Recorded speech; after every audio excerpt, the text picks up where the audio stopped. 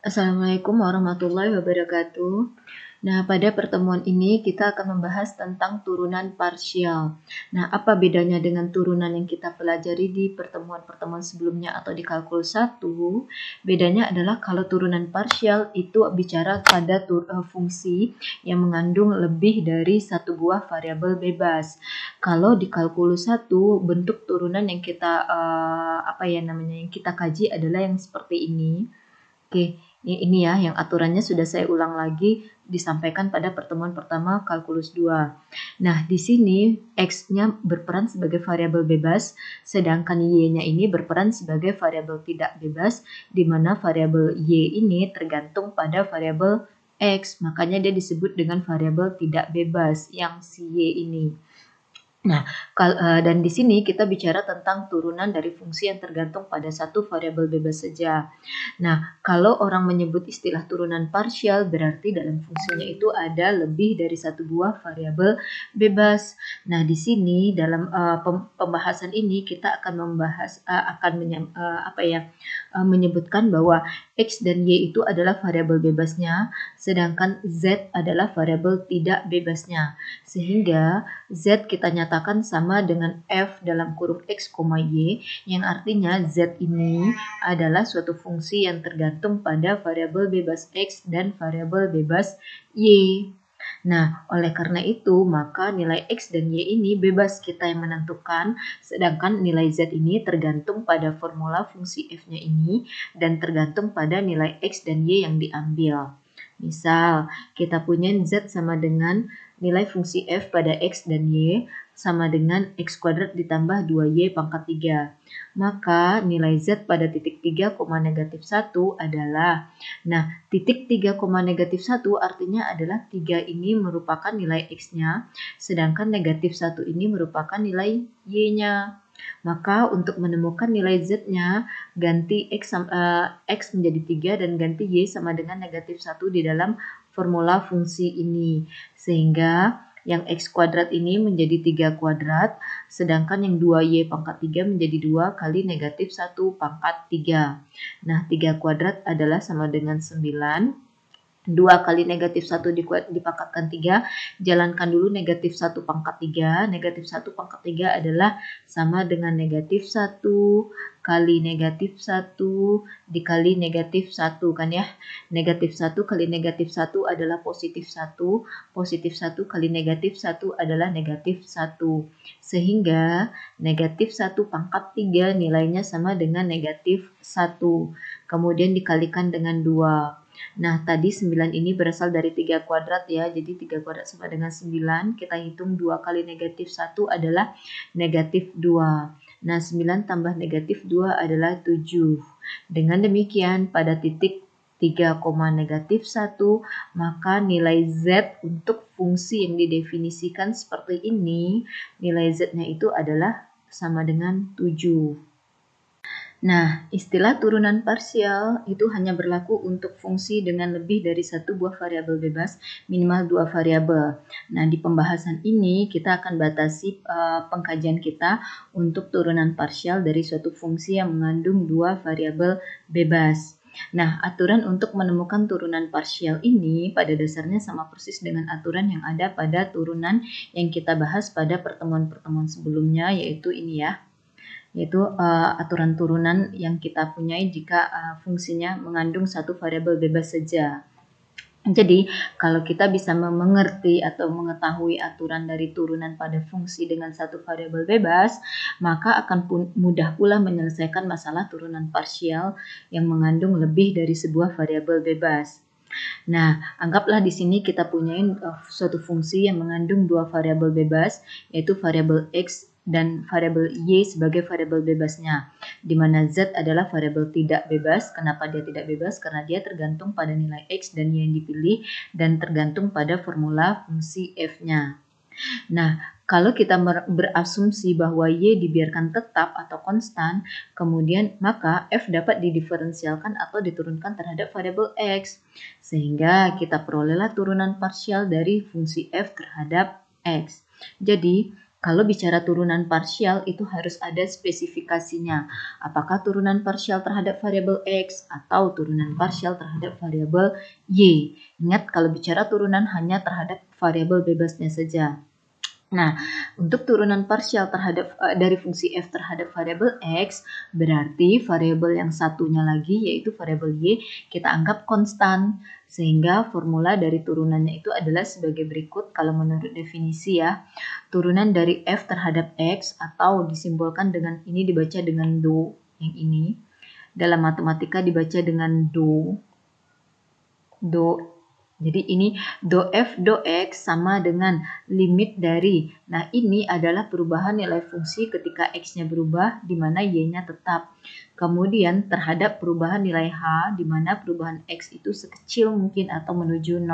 Nah, itu interpretasinya secara matematis.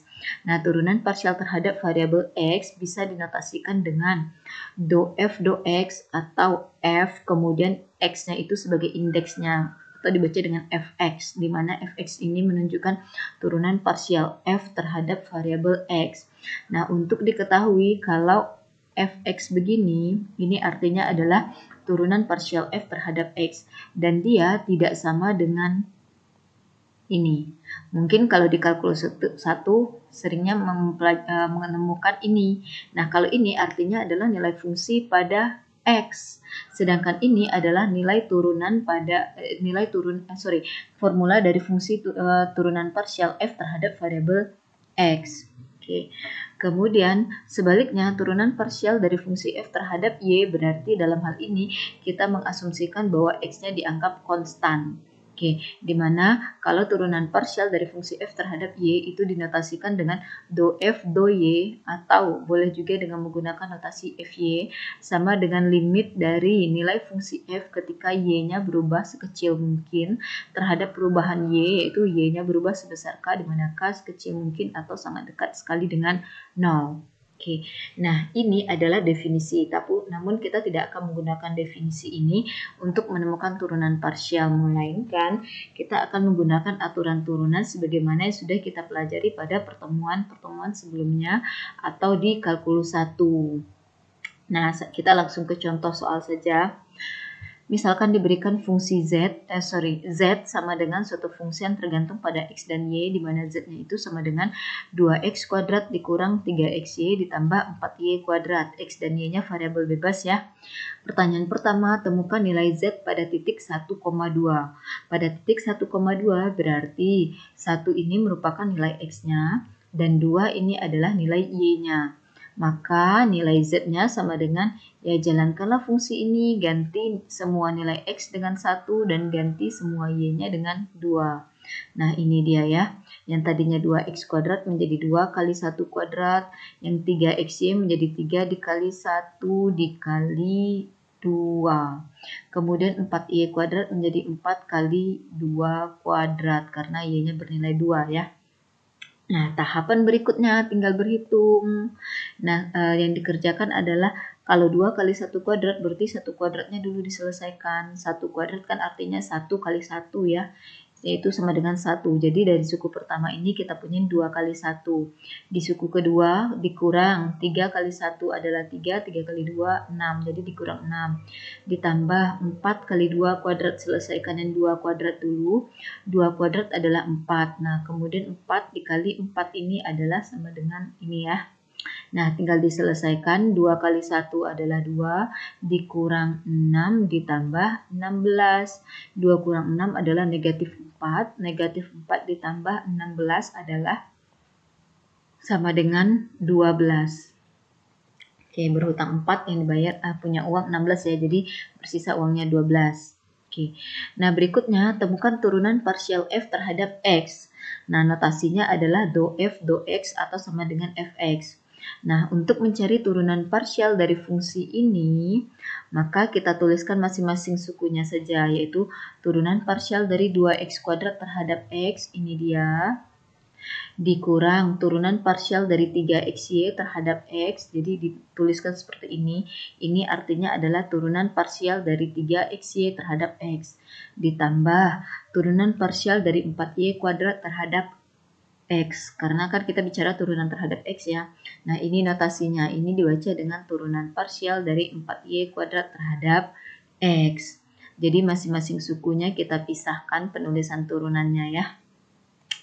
Nah, berikutnya kita lihat turunan dari 2X kuadrat terhadap X. Nah, dengan cara seperti biasa, dengan aturan dulu kan kita punya turunan dari KX pangkat N adalah koefisiennya dikali pangkatnya dikali X pangkat N dikurang 1. Begitu pula di sini, turunan dari 2X kuadrat terhadap X itu sendiri, kan variabel yang sama ya. Nah, turunannya adalah 2 kali 2, 4, dikali X pangkat. Nah, pangkat di sini kan 2 ya, pangkatnya selalu berkurang 1, 2 kurang 1 adalah pangkat 1. Jadi turunan dari 2X kuadrat adalah 4X pangkat 1. Kemudian untuk suku kedua, turunan dari 3XY terhadap variabel X. Nah, sebelum kita menemukan turunan dari ini, kan ada Y nih di atas, di pembilangnya. Kita keluarkan dulu Y dari sini.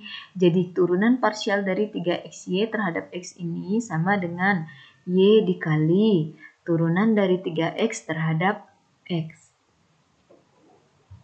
Nah, kemudian, biarkan saja dulu, nanti kita selesaikan. Berikutnya turunan dari 4Y kuadrat terhadap X. Nah, ada Y kuadrat kan ya, kan ingat Y kita anggap sebagai konstanta dalam hal ini karena kita mencari turunan terhadap variabel X. Pokoknya semua Y itu keluarkan dari bentuk turunannya. Jadi kalau di sini 4Y kuadrat kan ada di dalam bentuk turunan. Nah, kita keluarkanlah Y kuadrat ini. Jadi dituliskan Y kuadrat dikali do 4 terhadap do X. Nah, berikutnya adalah barulah kita temukan turunan. Kalau kita sudah menemukan turunan seperti ini tadi kan kita sudah menemukan turunannya ya, yaitu turunan dari 2x kuadrat adalah 4x. Maka di sini tidak perlu lagi ada simbol do, bahkan tidak boleh. Jadi, yang 4x ini merupakan sudah turunan dari 2x kuadrat, makanya tidak boleh ada lagi simbol do. Nah, jadi dia tidak berubah, tetap saja 4x. Kemudian dikurang Y dikali. Nah, turunan dari 3X terhadap X. Nah, ingat aturan turunan biasa, kalau variabel X-nya berpangkat 1, maka turunannya adalah koefisiennya saja. Jadi di sini Y-nya dibiarkan tetap, turunan dari 3X terhadap X adalah 3. Jadi Y kali 3. Kemudian ditambah Y kuadrat dikali turunan dari 4 terhadap X. Ingat, turunan dari sembarang konstanta terhadap variabel apapun adalah 0. Jadi di sini Y kuadratnya tetap, cuman yang turunan ini adalah 0, jadi dikali 0. Oke, nah berikutnya tinggal kita sederhanakan. Yang 4X-nya tetap dikurang Y kali 3-nya adalah 3Y ditambah Y kuadrat kali 0 adalah 0. Nah, 0 ini abaikan saja. Dengan demikian, inilah yang merupakan turunan parsial dari fungsi ini terhadap variabel X. Nah, berikutnya kita lihat bagaimana turunan parsialnya terhadap variabel Y. Berarti notasinya tidak lagi do F do X, melainkan do F do Y. Nah, ini dia. Do F do Y atau sama dengan FY. Nah, kita nyatakan setiap suku ini sebagai turunan parsial terhadap variabel Y. Jadi, do 2X kuadrat per do Y dikurang do dari 3XY per do Y ditambah do dari 4Y kuadrat per do Y. Sebenarnya ini tidak boleh dibaca tidak boleh dibaca per dalam konteks turunan ya, karena sebenarnya ini sudah notasinya. Oke, nah langkah yang sama seperti di sini tadi, kan sekarang kita mau menemukan turunan parsial terhadap Y ya. Berarti yang variabel X-nya itu kita anggap bukan lagi variabel, tapi kita anggap dia konstan. Oleh karena itu yang kita lakukan setiap ada X kuadratnya, kita keluarkan dia dari do ini. Nah, di sini kan ada X kuadrat nih, maka kita keluarkan dia dari do ini. Jadi X kuadrat dikali do, yang tersisa 2 dongnya di dalam kurung ini. Jadi do 2 do Y atau turunan parsial dari 2 terhadap Y. Kemudian dikurang turunan dari 3XY terhadap Y. Ada X-nya, kita keluarkan X-nya ke sini. Jadi di sini makanya ada kurang X dikali. Yang di dalam kurung ini tentunya tersisa hanya 3Y ya. Jadi do 3Y do Y. Ditambah turunan dari 4y kuadrat terhadap y, tidak ada x-nya di sini. Nah, bolehlah kita langsung turunkan. Turunan dari 4y kuadrat terhadap y adalah 4 kali 2 8 kali y pangkat 2 kurang 1 adalah pangkat 1. Jadi turunan dari 4y kuadrat terhadap y itu sendiri adalah 8y. Karena dia diturunkan terhadap variabelnya ya. Y kuadrat diturunkan terhadap y.